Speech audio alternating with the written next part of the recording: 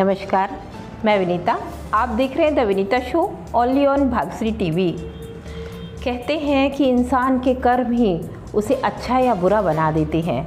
चलिए सुनाती हूँ एक छोटी सी कहानी कि एक बार एक चित्रकार जो कि बहुत सुंदर पेंटिंग बनाया करता था, वो ऐसी पेंटिंग बनाता था कि लोग देखकर कहते थे कि बस इस चित्र में बस जान आनी बाकी है, और उसकी ख्याति बहुत दूर दूर तक फैली हुई थी।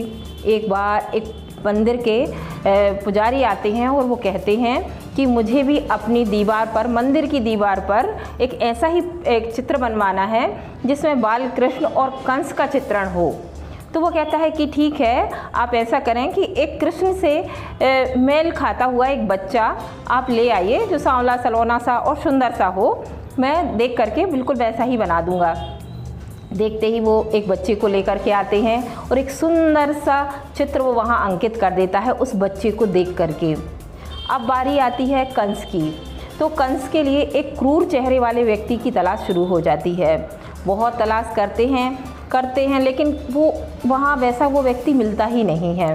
पंडित जी जिसको लेकर के आते वो उस चित्रकार को अच्छा नहीं लगता, वो संतुष्ट नहीं होता, फिर वो दूसरा लेकर आते। ऐसे ढूंढते ढूंढते कई साल हो जाते हैं, कई साल बीत जाते हैं, परंतु वो चित्र अधूरा का अधूरा ही रह जाता है। कुछ समय के बाद उस मंदिर में एक जेलर आना शुरू करते हैं। फिर एक दिन वो देखते हैं कि ये मंदिर में ये चित्र जो है वो अधूरा कैसे है। तो वो पंडित जी से पूछते हैं।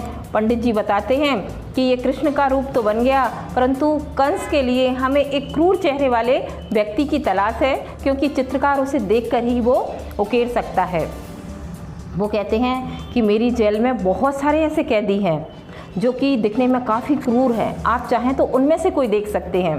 वो सभी लोग वहाँ जाते हैं चित्रकार को लेकर के।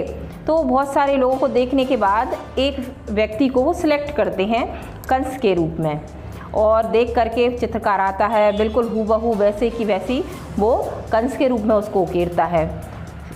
चित्रकार इतनी अच्छी पेंटिंग बनाता है कि चारों तरफ उसकी प्रशंसा होती है, लोग दूर दूर से उसको देखने के लिए आते हैं।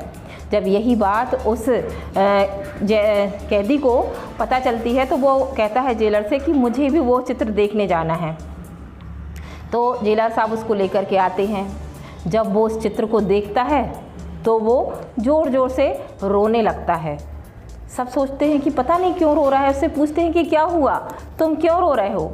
तो वो कहता है कि ये जो बच्चे की फ़ोटो है ना, ये जो कृष्ण के रूप में आपने अंकित की है, वो बच्चा मैं ही हूँ।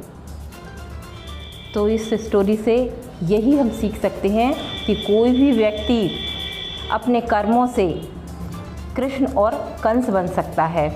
एक वही बच्चा था जो बाल्यावस्था में था तो वो कृष्ण का रूप लिए था, और एक वही व्यक्ति बड़ा होकर के कंस जैसा क्रूर बन जाता है।